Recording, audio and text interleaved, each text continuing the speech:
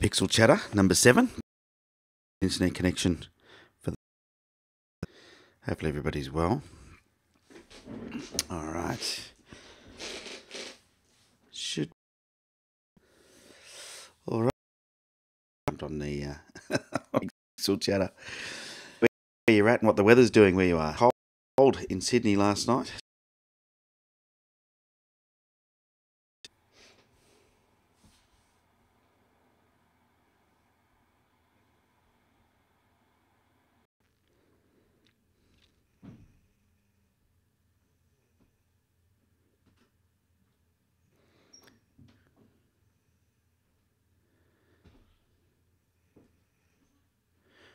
All right, I think we're back. It was a bit of a funny start to the Pixel Chatter. But that's the internet for you. That's live streaming, unfortunately. Sometimes things don't go to plan. G'day, Brian. G'day, John. How are you, mate? Hope everybody is well. And we're ready to do some Pixel Chatter.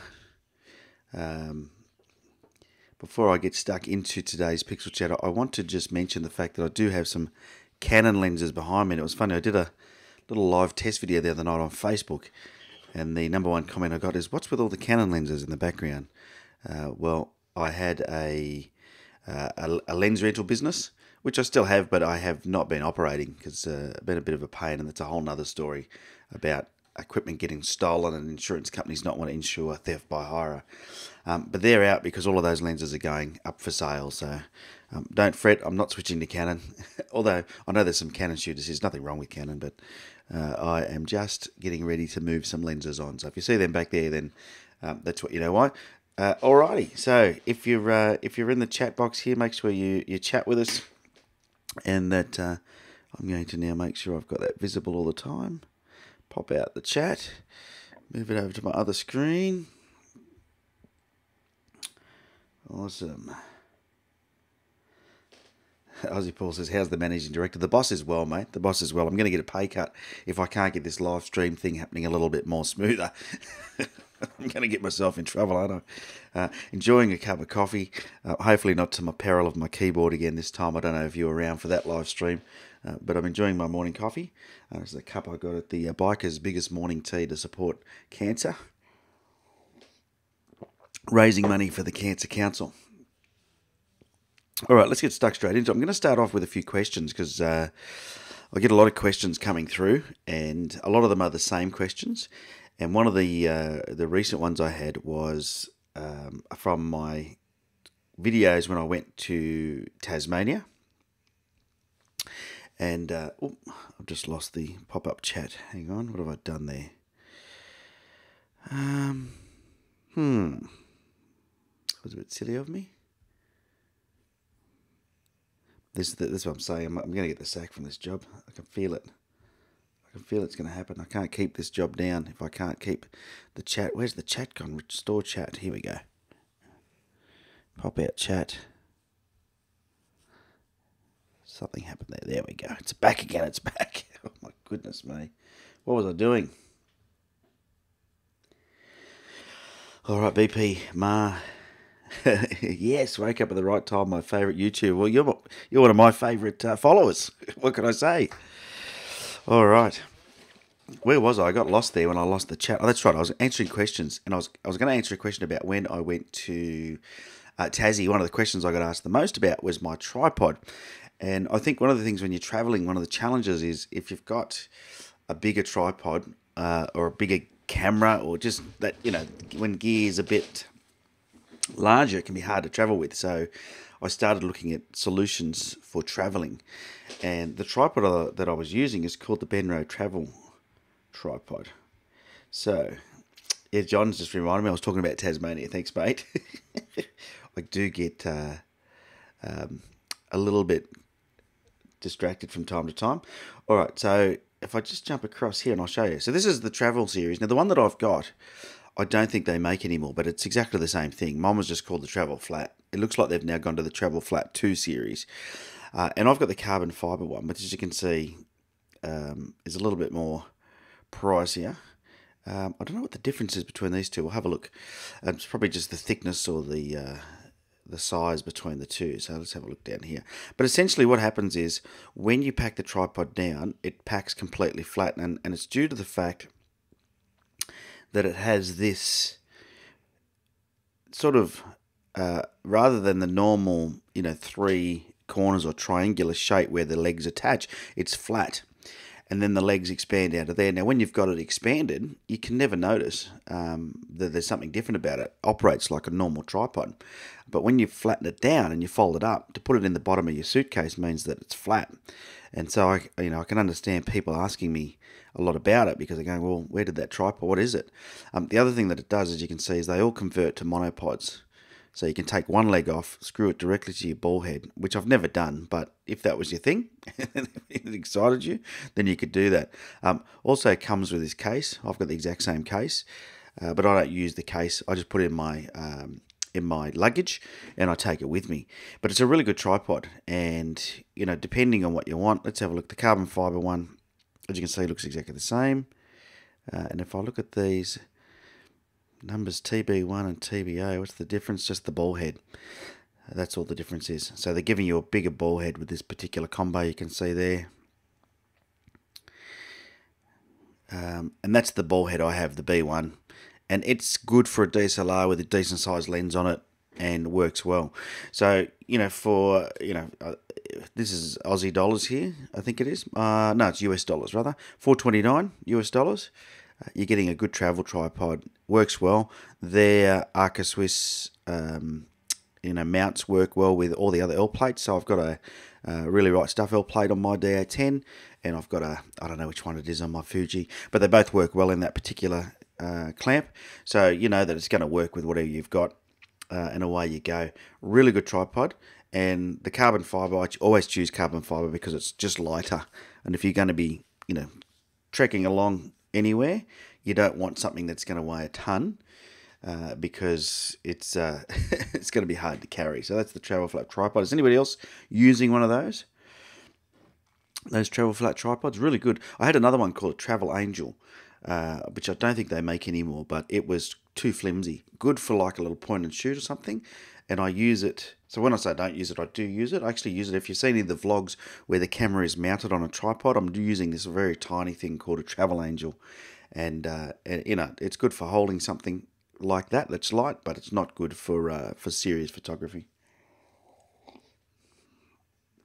I see John says he's in the market for a travel tripod, leaning towards a Gitzo Traveller or Really Right Stuff head, but they're both so expensive. Yeah, well, I can vouch for the Benro. Because it's not my everyday tripod, I'm actually okay doing it. So, I've been pretty happy with that.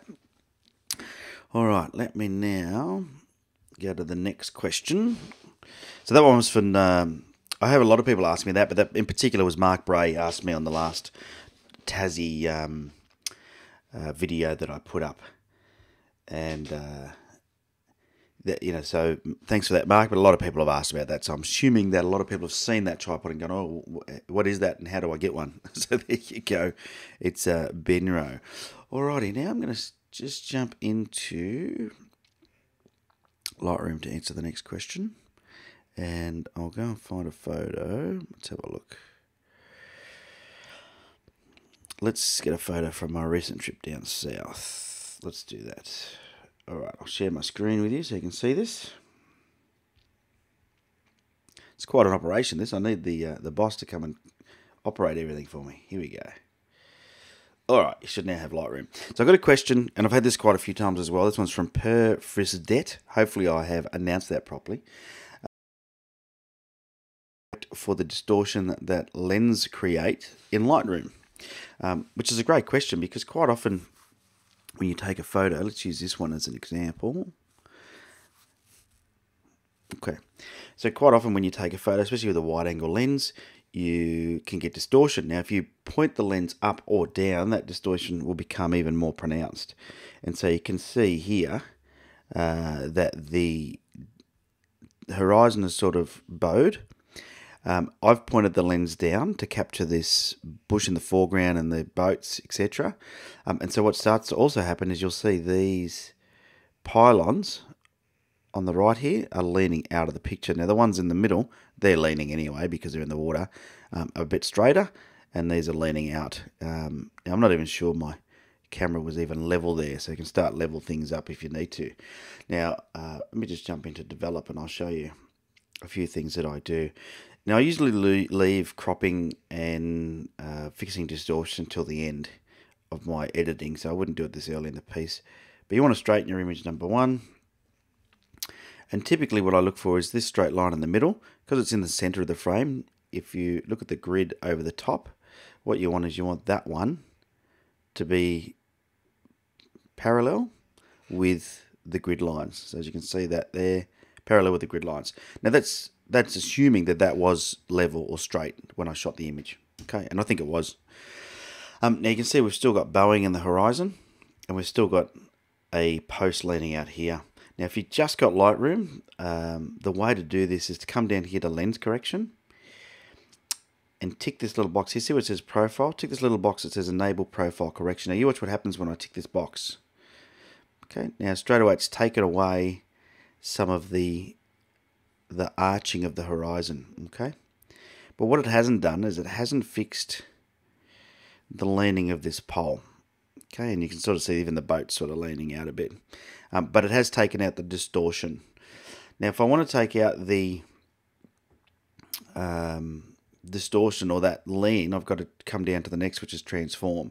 Now you can manually do this correction as well, by the way, so if you're not happy with how it did it, you can come in here and you can manually manipulate it. So you can see that, I mean, that's over, that's what a fisheye lens would do. And once again, if you come back into profile and we tick that box there, you can see it's now still applying that correction, but to my manual correction. So it's like two separate layers, if you like.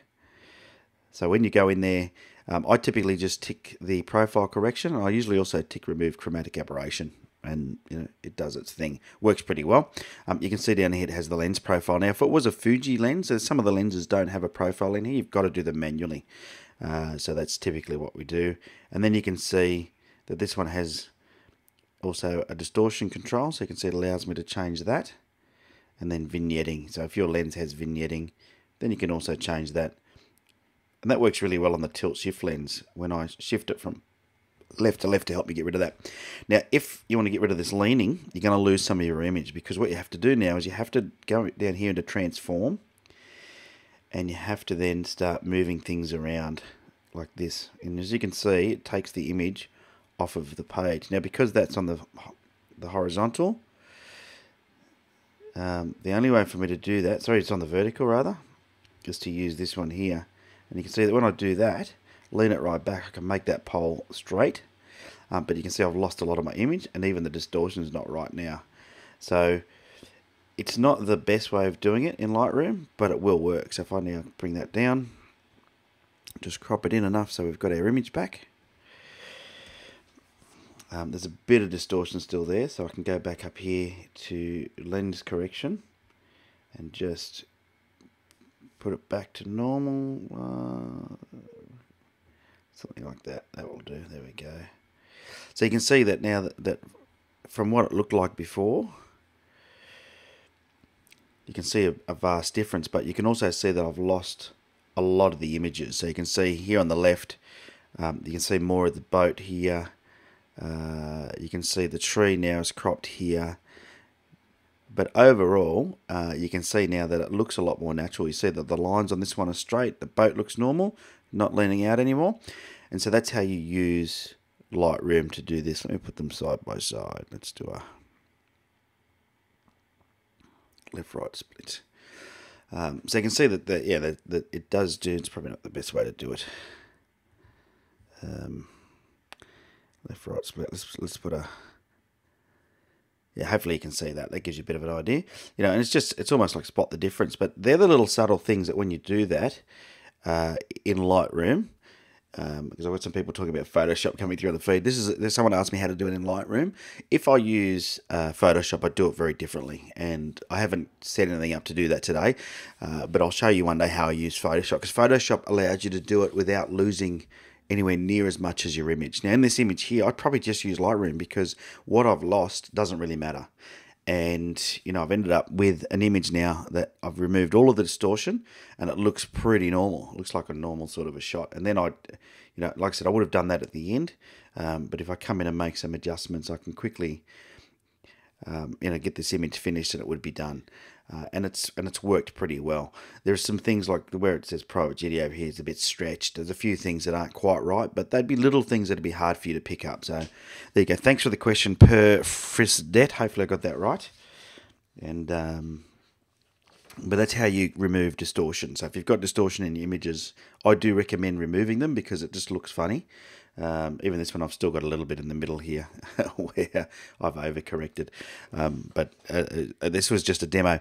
I think, it does look a little bit odd if you've got distortion and you want your images to look as natural as possible. So when the viewer looks at them, they feel like they're standing there in the image with you. Alrighty, now, the next question I've got.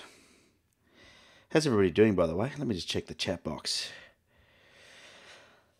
Peter Ostling, love your videos. Thanks, Peter. I'm glad you enjoy the videos. Got a lot more coming, heaps more coming, lots of good stuff, some exciting stuff happening too. I'm not going to let any cats out of the bag today, but I do have a couple of exciting projects on the go. In particular for the Fuji shooters, are going to be pretty excited by one of the things that I've arranged. But then I've also got a project on the go for everybody that everybody is going to love. So looking forward to getting to that. All right. Now, Apith Laothong has asked me about the Lee 7.5 system. Now, the Lee 7.5 system, let me see if I can find an image quickly because I haven't really prepared an image for this one.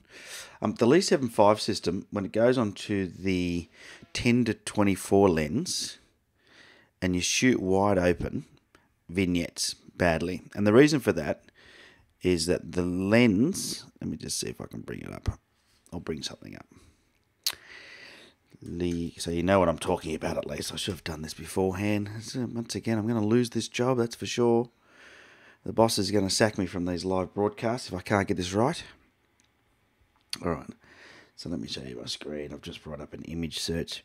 So if you're wondering what the Lee 7.5 system is, it's a filter kit that was created for rangefinder cameras originally. So it used to be called the Lee RF. And essentially, it's a filter system that fits smaller cameras. So, if we have a look at these images here, let me find one that's probably got a better view of it. There we go. That's got a pretty good view of it. Yeah, it's not a great image though, is it? Look how small it is. But anyway, it's a filter kit that Lee made to fit rangefinders. And what's happening is a lot of people are using them on the Fuji, like this one here. So there's an XT1, is it? Yep. Using them on their Fuji. The challenge is that on the Fujifilm, what happens is because the 10-24 is so wide, and I'm not sure if that's the lens they're using here, looks like something else, something to 22, but because the lens is, 10 millimeters is so wide, it actually gets the corners. Now this person's also got a circular polarizing filter on the front, which sort of clips onto the front, which makes it even worse again, because the further out from the lens you go, the more obstruction you're going to get of your image. So you can see that with the CPL clipped on the front, you've then got this ring that at 10 millimeters you will see. So, a lot of people ask me about that. You just got to put up with it. The only other option, and I'm not sure whether it works or not because I haven't tried it, but I've heard somebody has told me that it's a way around it, is to use a 77mm kit, and you buy an adapter ring to go up from the 62mm thread on the 10-24 lens up to 77, and then you put the 77mm kit on. Now, physics tells me that would work. So it's probably the way to go, definitely, if you want to use this kit on your camera. But you will get vignetting at 10mm. So how do I get around it? I just don't shoot at 10mm. And here's another classic example of the filter holder to give you an idea of the size. There's a few there. But it is a bit of a challenge. It is a bit of a challenge that you just have to overcome. And what I've decided to do, because I've had so many questions, is I'm actually going to do a video. I will do a video just of me using that filter kit with the Fuji camera so people can see the challenges that we have with it, because I know that a lot of people ask the question, and if you're a Fuji shooter, it's a problem that you're going to have. if you're using filters. Now, a lot of people say, why use filters? Well, I definitely get better results using filters, definitely. All right, jumping back into the chat box quickly, see what people are thinking of that. So John G says 7.5 is designed for smaller cameras, but actually a bunch of the Fuji lenses won't work with it. Correct, yeah. It was originally designed for rangefinders, and the reason I already had it before sort of the small digital cameras came out. And the reason I had it was that I had a Hasselblad X-Pan, and the Hasselblad X-Pan was a film camera, and it was a rangefinder camera, and it worked well on that because the thread on those lenses was tiny. I can't remember what it was, but it was 47 millimeters or 49 millimeters, something like that. So it worked perfectly on rangefinder cameras. But when you get to the newer lenses, I mean, some of the Fuji F lenses have a 77mm thread on them. So, it depends on what you're shooting. But, you're definitely going to see that there are some lenses it's going to work well on. But for a landscape photographer, you wanted to use that 10-24, which is what I love using. That's sort of the 15-35 equivalent. It, it does vignette wide open, but just don't shoot wide open. Pretty simple. So John says he's got the 7.5. Wish he had bought the bigger system. Yeah, oh, there you go.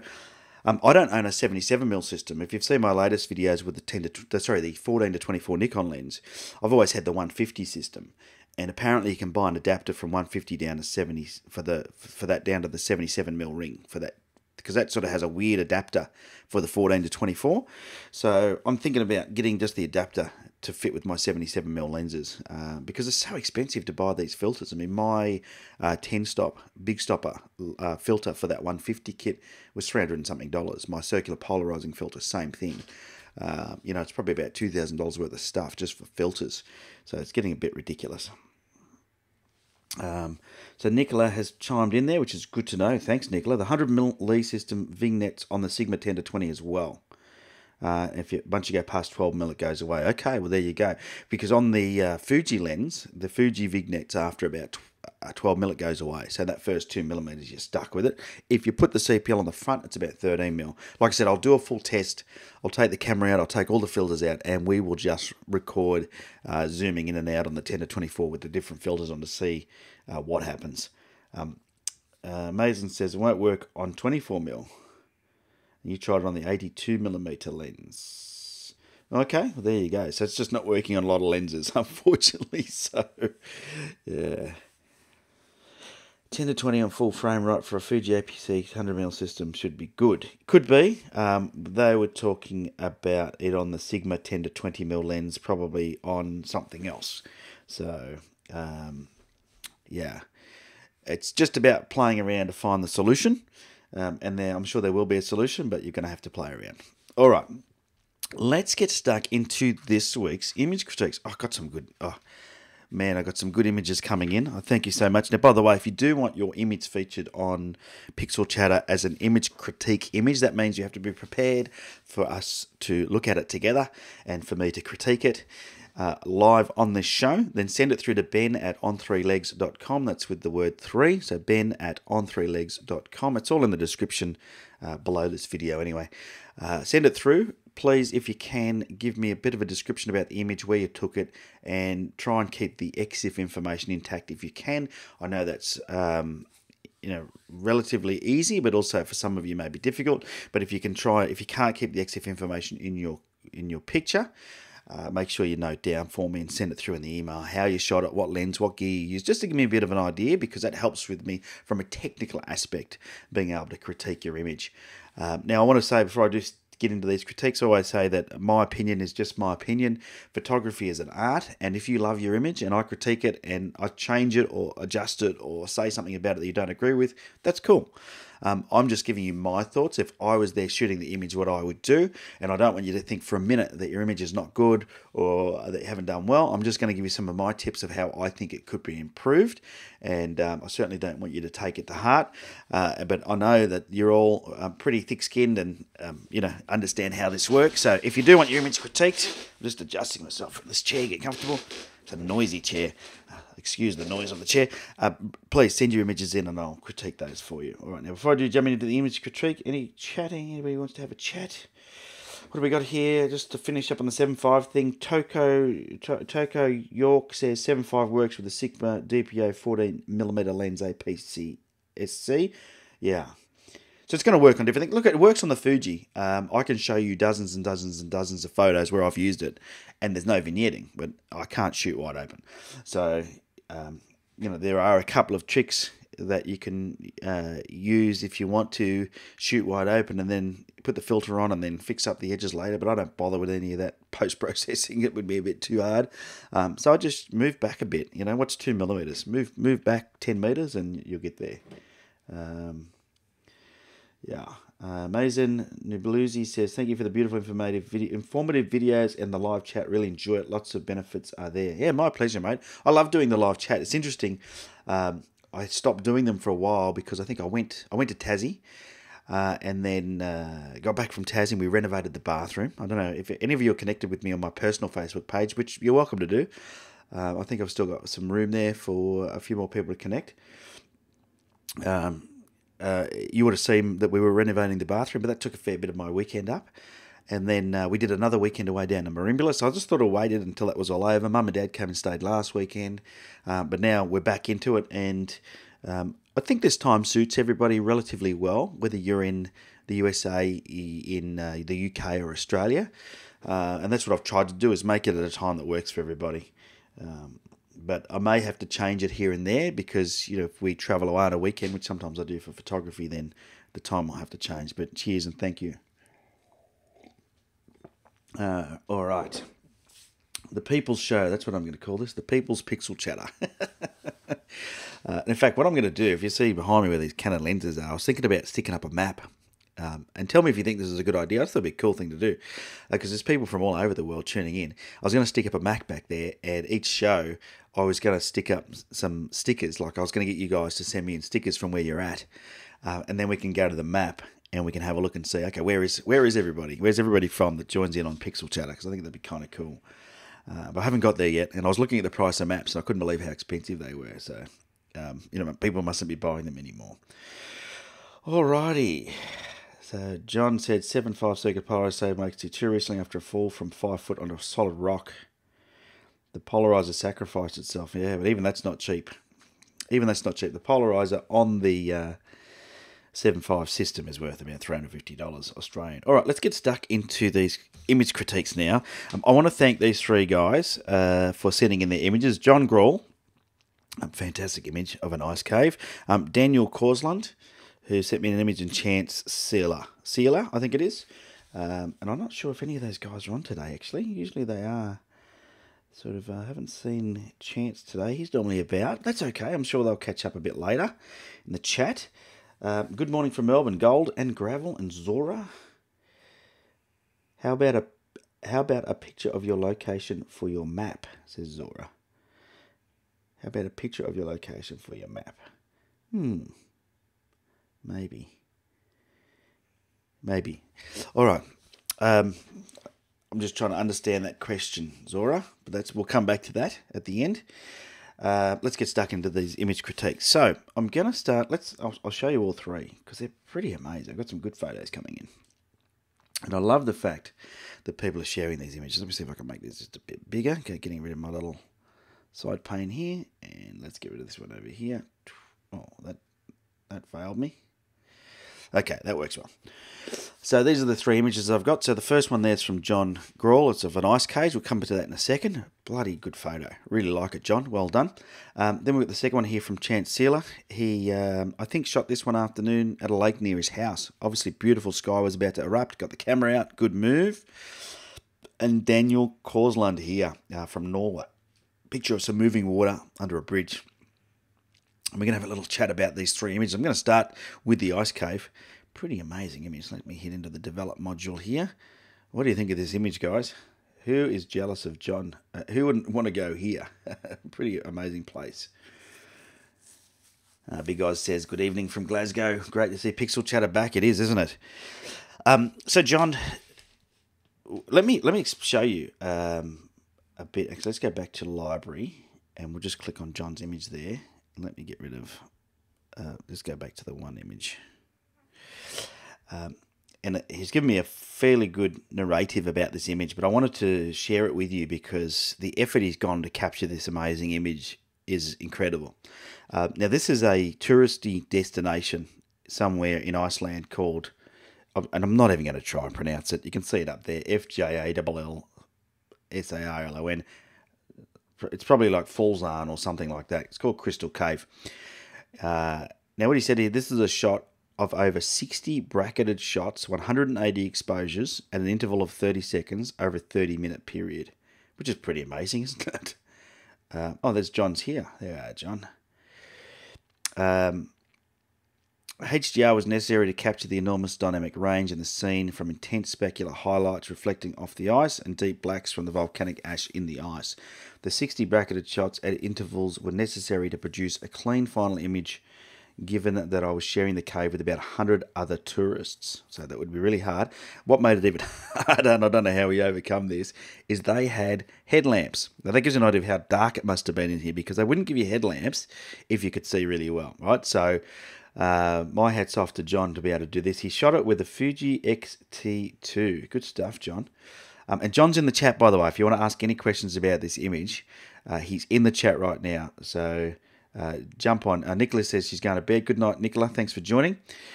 A little bit late in the UK. You can catch up tomorrow, Nicola. We're recording this. You'll be able to get it on the YouTube channel. So the tourists had helmets fitted with headlamps, some of them standing directly in front of the camera at various times and probably pointing their headlamp into the lens because, people don't know what they're doing. So then what happened, he went back home and blended them all in Photomatics and added one couple back into the final edit to tell a better story and give it some scale, which I think was a brilliant move. Absolutely brilliant move. Now, there's not a lot that I would say you could change about this image. I think that I think he's done a really good job. I think from a composition point of view, I would change it slightly, but only slightly, and I'll tell you why. But I could be wrong. You could leave this image as it is brilliant. You should be submitting this into some awards, John, because I reckon you'd get some. It's a great picture, and I love the couple at the entrance of the cave. I think that's a really nice touch. However, a couple of things that I think detract slightly from the image, and it's only slightly. Like if I was marking this out of 10, I would give it a 9. And it's, if you're like me, John, sometimes you go back and you open up images and you can tweak them a month or a year later when you see them again, and you go, oh yeah, I don't know why I did that. Now John's already jumping in, saying it's a little blown out in the top right. So he's already picking up on some of the things that I'm going to talk about, because John already knows, right? So, and the reality is, in that situation, and this is where we have to put this all into perspective. In that situation, hundreds of tourists, headlamps going everywhere, to get this shot was a lot of work. I don't know, how many people would have had the patience to sit there and do it. Captured the detail beautifully, but let me show you a couple of things. Straight up, if I toggle on the top right hand corner of the histogram in Lightroom, you can see there is a slight blown out piece up here. Not much, but what that tells me is it's really right on the edge of being blown out. So as I wind up that exposure, that's quarter of an exposure. It's starting to come 0.3 of an exposure. That's 1/3. So that's one stop. You can start to see a lot of blown highlights, and then there's definitely a lot in this image. So it's slightly overexposed would be my feedback.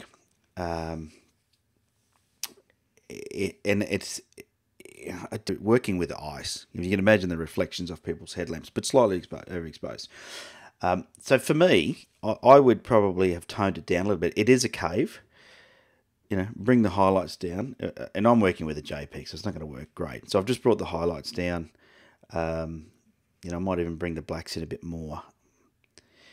And let's just drop the exposure just a tad. Let's bring that clarity up a bit. And I've made it too cold, so I'll just walk it back up a little bit. Not going to work great on a JPEG, but it'll give you an idea. Just a little bit of a change. Oh, try and get that right.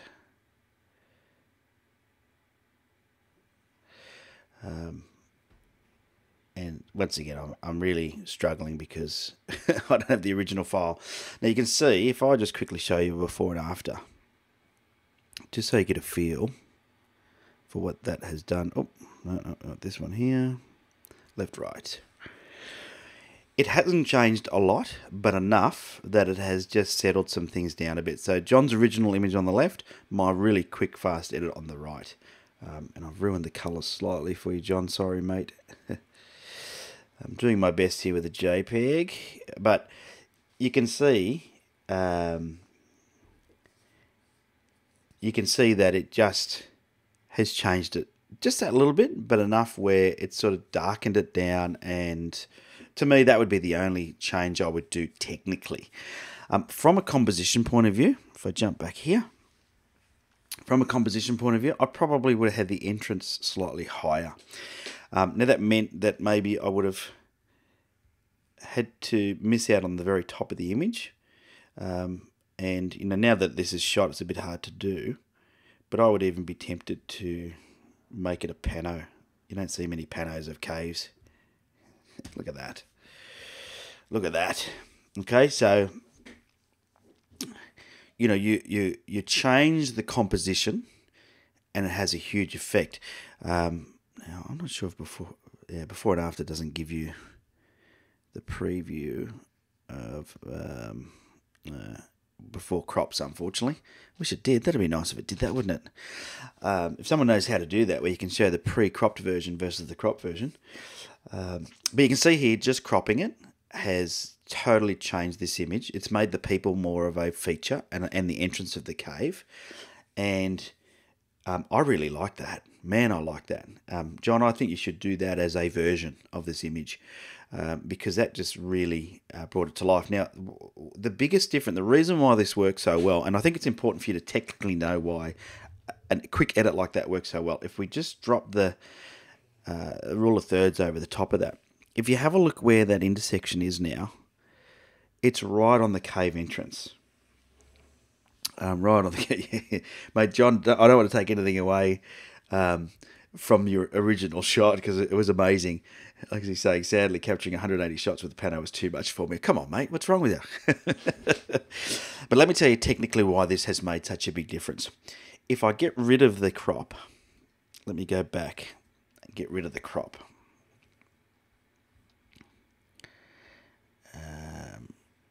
Where did it go?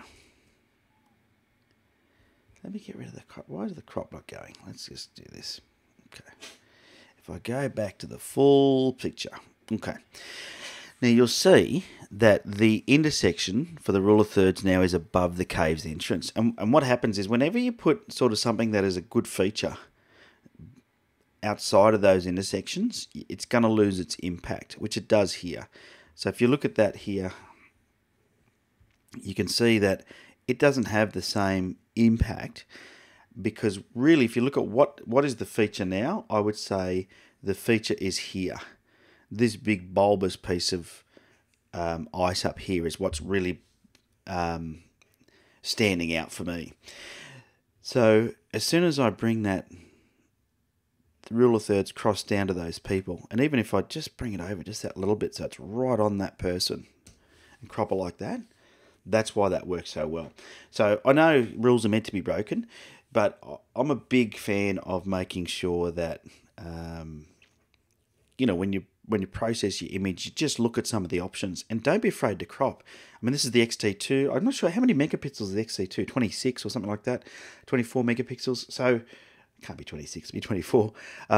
The camera itself is going to resolve amazing detail. And, this is just a JPEG. You could change you can change your images to your heart's content. I would probably just I would definitely grab a brush now and probably just drop down the intensity of the highlights around here a bit more. So I'm just brushing in highlights there, highlight reduction, and I would just go around and get rid of as much of the highlight as I could. To the point where I would work on a micro scale and go along all of these highlight lines. I do it with water as well, works really well. All right, 24 megapixels.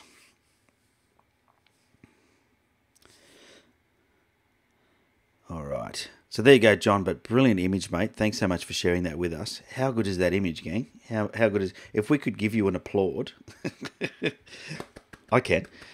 give you an applaud through the live stream. If everyone could applaud, I'm sure they would, because it's a bloody good image. But that right there would be my final edit, would be to have it looking like that.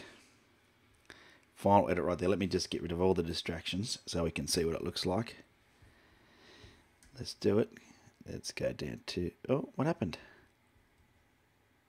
No photo selected. Okay, let's do this and do this. Have a look at that. That is a beautiful photo. Very well done, mate. Very well done. All right.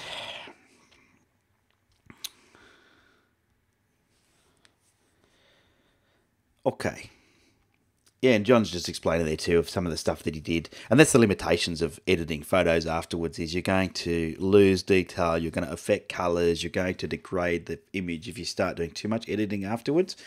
And a photo like this, yeah, it's got so much detail in it, you could spend days on it and still not get it, everything you need to get. But cracking shot. All right, let's jump to the next shot. So, let's go over here. All right, so I've got a shot here by Chance Sealer. Chance grabbed this one, I believe he said after work or something. It's near his house or something from memory. But it looks like to me he's gone, yep, there's going to be a cracking shot. Let's go down the local park and try and get this sunset. And lives in a pretty amazing place by the looks of things, because I can just see some nice mountains behind these trees here. Yeah, overall, the image works, I guess, because it's... you know, it's a nice sky. Let's have a look at how we shot it. If we go back to the metadata here, f16, 2 seconds, 28mm ISO 100. First of all, 2 seconds. Did you need 2 seconds? Not sure why you went for f16. Let me just fit that in. Because you've lost the detail of something there. Is that a duck or something in the water? Something anyway. It looks like a bird in the water.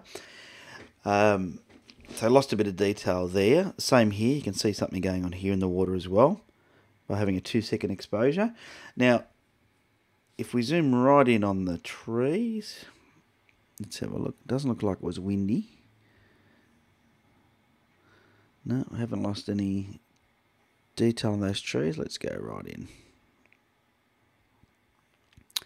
Let's go right in 3 times and see what happens. No, it looks like it was pretty calm conditions. Yeah, okay. So I'm thinking that, you know, you didn't need to be at f16. You could have had a quicker shutter speed, maybe f9. Not a big deal. But most lenses don't operate very well above about f11. So be careful when you're deciding to open that or close the aperture up. Just finishing my coffee. The other thing I'd say about this is, once again, composition. The composition is lacking for me. There's something missing. And I know you wanted to get all this sky in, but if it was me, I probably would have forgot about this stuff on the right here and gone for something more like, something like that. Just to give it a little bit more strength. I still think it's lacking something. The other thing that I think that it could do with is a bit of a boost in the shadows, because I think that it's a bit dark in the foreground. If we just do a bit of playing around, you know what, you could even crop that sky in even more. Once again, I'm playing with a JPEG, so just be mindful that when we're using JPEGs, we are going to not get the same amount of adjustment that you would get in other programs. But let's just play around a little bit and have a look at what we can do real quickly to bring this thing to life in a different way.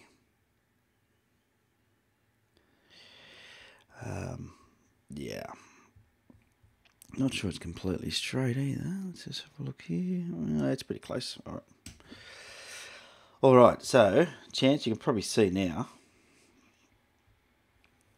that the difference is pretty dramatic between the two images, just with a little bit of cropping and adjusting. And I would suggest that, you know, once again, when you're thinking about taking photos, now the 2 seconds, what the 2 seconds has done is given you a really nice softness in the water, which is cool, right? So that's a good thing to do. And I probably would have been more deliberate in a longer exposure if that's what I was going for. I probably would have stuck a filter on if you have one. Because like I said, there's definitely something going on in the water here that's a bit distracting, and you could clone that out. Even if you can see, that's cool. When I shake my mouse, I didn't know I did that. When I shake my mouse around, it goes bigger. That's a bit distracting, and you've got another one just over here. Yeah, there we go. That is a bit distracting. So there's a couple of spots there that have sort of detracted from the image overall. And the other thing was you're wide open, which is quite often is the temptation. I'm the same. Shooting wide open is a natural thing to do in landscape photography, when sometimes you get a bit tighter. And you can see here we've got the symmetry of the 3 trees, or the 4 trees, the 3 in the foreground for both of those bunches next to each other. They're both falling sort of within the rule of thirds there. And you maybe move that down a little bit. I don't want to lose the reflections, so I think they're really cool. I mean, you can almost, this is something that you can do as well, which is put the shadows on the lines as well. Do something like that. So, you normally wouldn't put like a water horizon in the middle of a shot. But sometimes it works, right? Because you've got this almost bookending or reflections happening that are equal, the mirror image. But that looks really good. So, just once again, I think technically you could have done sort of something different with your camera settings. The other thing is you've got to be really careful with dust on the lens, and don't be afraid to use a little spot removal tool. So, I can see some things on here, like you can see just here, there's a dot. I don't know what it is. But don't be afraid to go around. Oh, there's a couple of lens dust spots. That's the other thing you're going to get when you start winding up to these higher aperture numbers, like f14 and above. The dust becomes a lot more prevalent, and the reason for that is because of the way the camera works and the depth of field, etc. So I get rid of any little distraction so I can see. I don't know whether there's rubbish or something on the grass there. Let's get rid of it. Anything that is distracting. There's something over there, behind there. And Lightroom's really good at removing crap out of your shot. That didn't do so well. Let's get rid of that one. Let's see what we've got left. There's still one there. Whatever that, I don't know why it didn't get rid of that one properly. Let's just make that a bit bigger. There we go. And that's still there. What's going on there?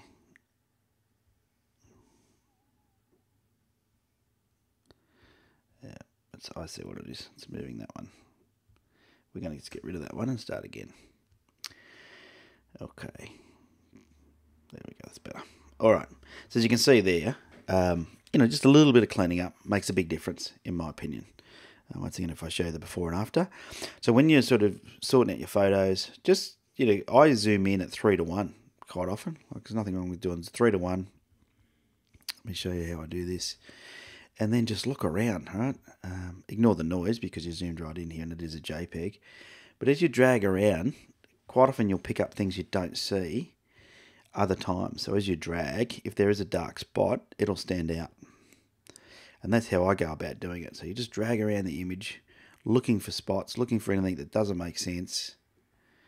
Even if you wanted to be picky, and I would do this if it was my photo. See these little lighter spots in the garden? I'd actually get rid of those just because they're distracting. They don't add any value. And quite often I'll do it to remove rubbish from an image. Sometimes you'll have a shot of, maybe you're in the city and there's rubbish in your image. Let me see as I drag around. You can start to see things here. That was definitely, I don't know, a duck or something, or bird. I can see there's something here. Once again on the water, not adding any value. So just get rid of it. It's so easy to do. Why keep it? Why keep it? And I know a lot of people go, but Ben, you're post-processing these photos too much. Well, you know what? I want to make them look amazing. It's my art. Do whatever I like. So, if you want to do it yourself. That's my my advice is just give it a go. All right. So thanks, Chance, for that. We've got time for one more. Have we? Yeah, we certainly do. How are we going? How's everybody doing? Everyone doing well? After the feed is going well. All right. Let's jump back into another image. Now, turn that off. Here we go. Okay.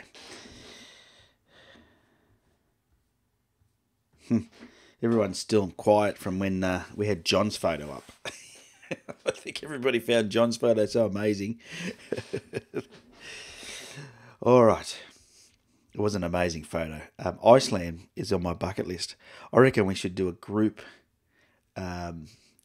trip, an on three legs group trip out to Iceland and go and take as many photos. We'll close the cave off just for us. All right, let me jump back to our final image of today. And this one here is by Daniel Korsland in Norway. And I've chosen this one because this is quite a common mistake, I think, in landscape photography that Daniel's made. I'll talk about that in a second. Now, as you can see, I don't have the original EXIF information for this, but I know for a fact that he's done a long exposure on a tripod. Why? Because of the water movement. I would say it's moving pretty fast, this water, because it's coming through a narrowing sort of channel here. So it's probably a 3, 4, 5 second exposure. Could be a longer one, not sure. But there's a few things here that I think could do with some work. I think the composition could be better, so technically that could be better. And I think that the image balance could be slightly better. Now, if I, without doing anything, just bring up the highlights, the clipped highlights, you can see straight away that the sky has got clipped sky highlights. Well, I can't even talk, has got clipped highlights. So you've got to be really careful when you're processing your images. I'm sure most of you are using Lightroom or something similar. When you are shooting your images, you bring them back and you look at them, make sure you check for clipped highlights when you finish, because sometimes what happens is you can get the exposure right in camera, but the manipulation you do in Lightroom can bring the highlights out. So for example, things like clarity sometimes can affect highlights. So you see, so I move that, how some more highlights appear. So sometimes you can be making an adjustment that's not even to do with the light, and it will change the highlights. Vibrance doesn't do it, but definitely I know clarity does. The new dehaze does, the dehaze that comes up. So if I bring up the dehaze, there's a dehaze function. So if I grab I'll just put a filter over that for now, which I'm going to do in a second anyway. But the dehaze, you can see it does stuff to the highlights. Put the highlights back where they were. So, if you're not careful, you're going to end up with more highlights. Different things have different effects. So you've got to make sure that when you're editing your image, you keep an eye on what's going on. So I always recommend this. When you jump in, always just click on your shadows and your highlights on your histogram. So you see up here. Now, I've just clicked on the shadows as well. You can see there's a huge dynamic range in this image. So you're going to have to make some sacrifices somewhere.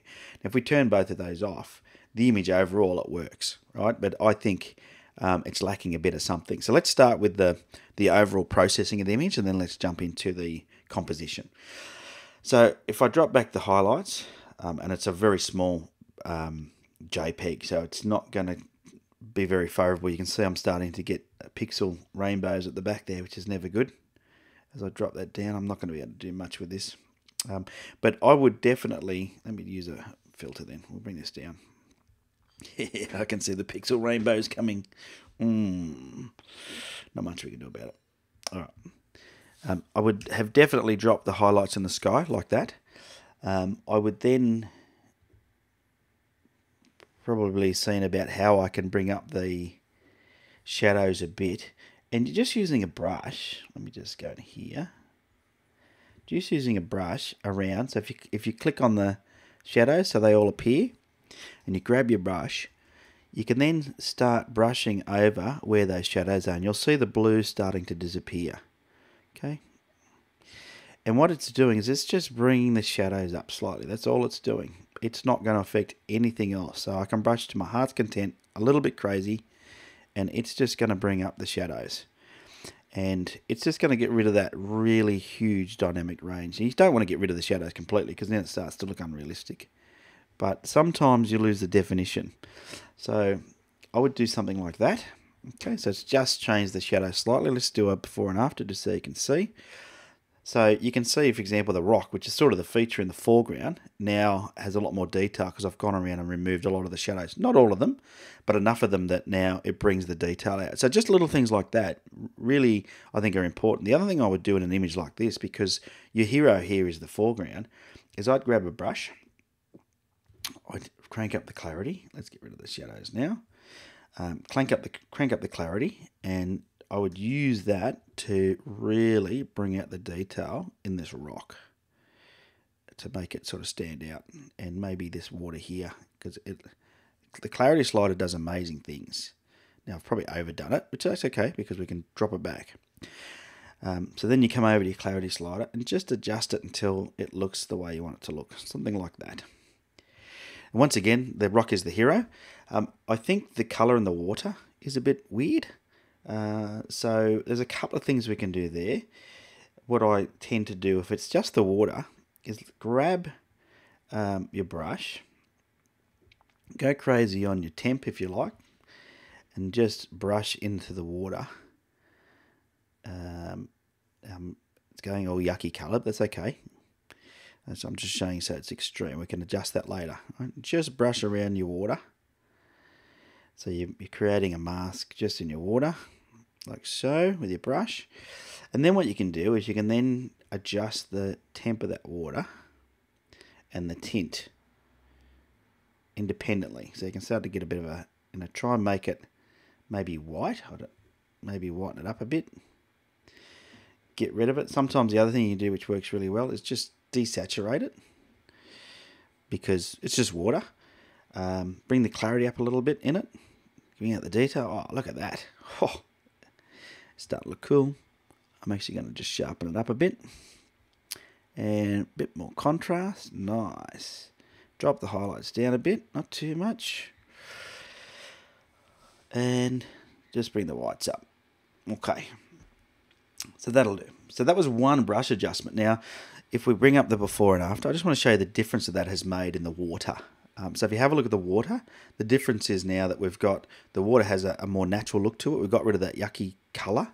And that might have been its natural colour, but it doesn't look good to have dirty water. So now I've brought it looks a much whiter colour. The other thing now with the rock in the foreground, so straight away that's sort of improved the image, and the sky now has got a filter on it. So it's looking a bit better. So it's got a gradient filter. So just a few adjustments there.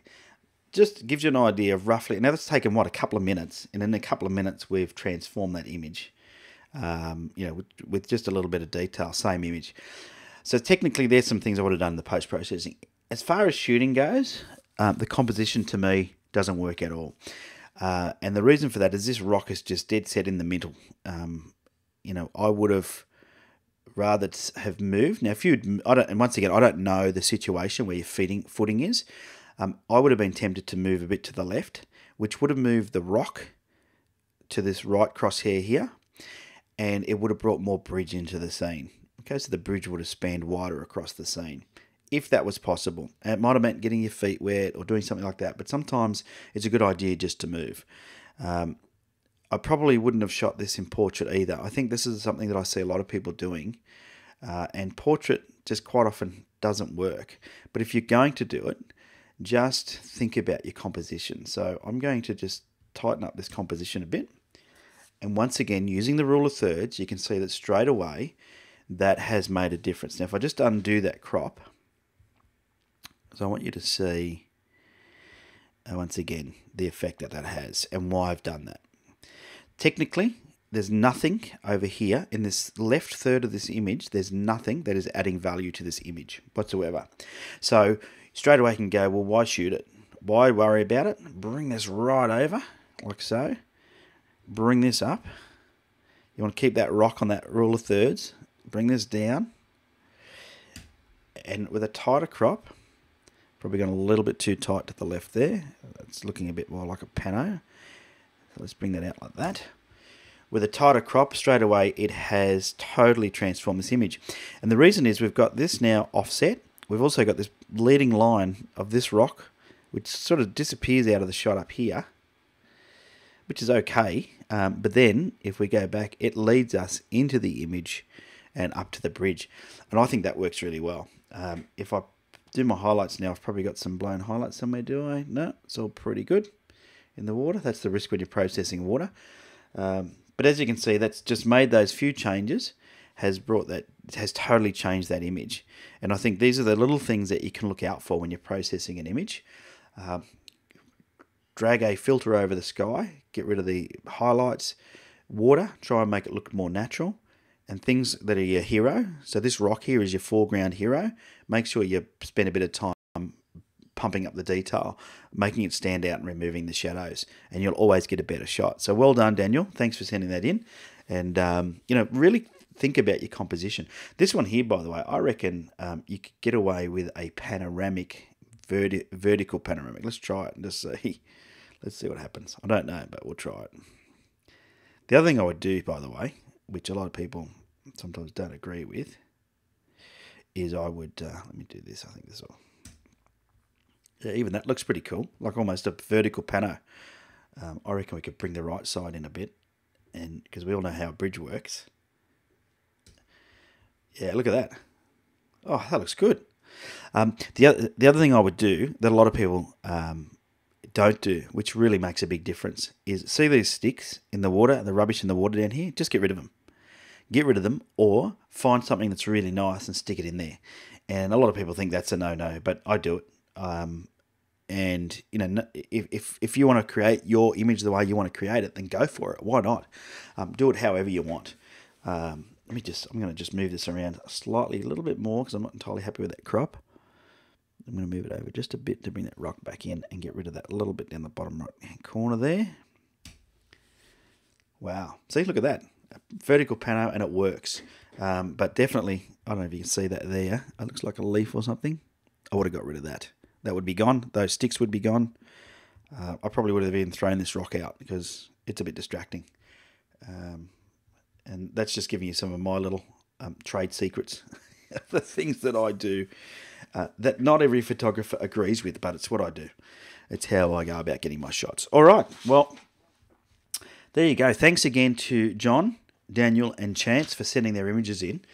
Really do love the fact that you guys send your images in. If you do want an image critiqued on Pixel Chatter, send your image to Ben at On Three Legs. All the instructions are down below. Please make sure, if you can, you give me the EXIF information, and I will then be able to help you out best. I just thought, let's have a look at the final image of Daniel's. Let's do this just quickly. I'm going to go over here, and if you press L on your keyboard on Lightroom, you get this sort of beautiful view where it's, you can have it like framed in a black frame around the screen. But as you can see, the difference of that image. Hopefully, Chance, you've got the original file. Have a go at it and see what happens. See how you go. All right. So if you do want to get your image on the Pixel Chatters, send it through. Instructions are down below. Now, if you like the video, make sure you give it a thumbs up, because that always helps. I don't know why, but it does. Or does it help? Maybe it doesn't help. I don't know. But I always ask you to do it, so you may as well do it anyway. But really cool. And otherwise, that's pretty much it. We'll have a quick chat, just see what. We'll just wind up with a bit of a chat in the chat box. Hey, John, speaking of panoramas, anyone used a nodal slider to get a better stitch? Thinking about picking one up, since I can't stand losing so much of the photos when doing a pano, so I rarely do them. I actually have one. I've had a couple, and I found that unless you had a lot of foreground, it didn't matter. You're always going to lose something, because when you use a nodal slider, you're still shooting in different directions. The way that I got around it was using my tilt shift lens, which works really well. And if I sit up here, I just want to be careful not to. Yeah, here it is. Yeah, pretty sure I've got it up here. I'll show you what I've got. Right. So this is the really right stuff slider. I don't know how well you can see that. Okay, and it has measurements along the side. So along here, there's like measurements. And what I did then was I calibrated it for a bunch of different lenses. So you can see that I had it calibrated for the different lenses that I had in my bag. And what I did, the way that works is then you have a base like this is my pano base here. Okay, so leveling pano base. And what I would do when I put the slider in was, you'll see that if you have a look on here, there's like a 0 point. I don't know if you can see that. And I would line that up with the 0. And so if I was using the 45mm lens, I would line my 0 point up there with 0 on the outside here. And what that meant was I had 0 parallax error. But parallax error is not the only thing that's going to happen. So, you know, when you think about shooting a pano, you've got to think about more than just that. So that little setup there, that's the second one that I've had. This is the PC Pro from Really Right Stuff. The first one that I had was a very complex multi-row pano setup where it had a bit coming off the back and the top and the camera hung in the middle. But it was just a pain. And it was good for, you know, architecture because you were close to things that were going to distort otherwise. But it was just a pain. This one's really simple to use. But having said that, I find that, you know, you just allow for it when you're taking images. Just go back and take 3 or 4 slightly lower, 3 or 4 slightly higher as extras.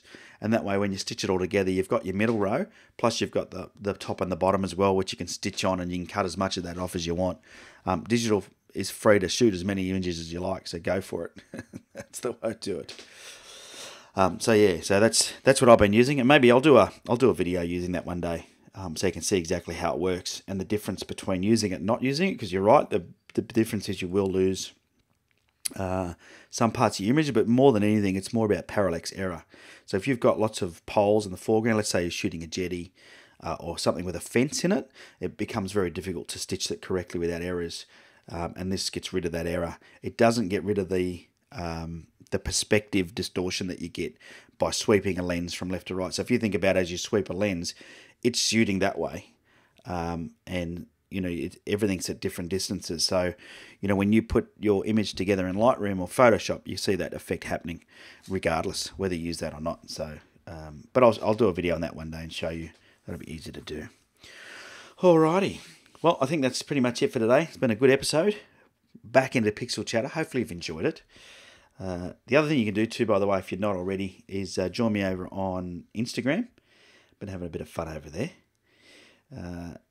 If you're on Instagram, by the way, make sure you connect with me, which is on 3 legs. Connect with me, and then let me just show you my Instagram page. Yeah, connect with me on Instagram, and then I will make sure that I connect back with you. Just shoot me a quick message and say, hey Ben, watch your videos, or love to Pixel Chatter, and I'll follow you back. But as you can see, I try and post an image every single day on my Instagram feed, and some of them are images that aren't released yet from videos, from vlogs. So you can see this one in the top center here. That's a vlog that I'm editing at the moment that hasn't gone live, but that's an image to give you a bit of an idea of what I'm doing. These 2 images are from the vlog the other day that I released. So you can go online and have a look at them. I also post them on Facebook, and you tend to get a better image on Facebook. So, you know, if you're on Instagram, come and join me. You'll get to sort of travel with me as I travel around. I take images, but I put photos up every single day. And if you've got any questions about any of them, you can shoot me a question, and I'll help you understand how I shot it, what I used, what settings, or how I processed it, because I'm more than happy to share and let you know what it is I'm doing. All right. Well, thanks again for tuning in, guys, and look out for the video on Monday nights now. I'm releasing the video. I'm also going to start doing a Thursday night Facebook Live.